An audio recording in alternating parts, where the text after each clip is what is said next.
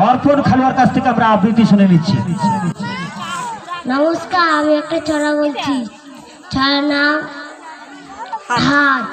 কুমোর পাড়ায় গরুর গাড়ি বোঝাই করা কলসিয়ারি, গাড়ি চালায় বংশী মদন, সঙ্গে যে যায় ভাগ্নে মদন। হাট বসেছে শুক্রবারে বংশীগঞ্জে পদ্মা পাড়ে।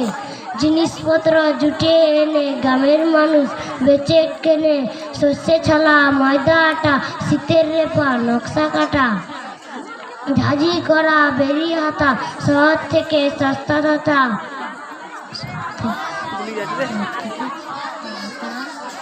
কলসি ভরা একো গুড়ে, মাছি যত বেড়ায় উড়ে। ঘরের লাঠি নৌকবে, আনলো ঘাটে চাষির মেয়ে, আনলো ঘাটে চাষির মেয়ে।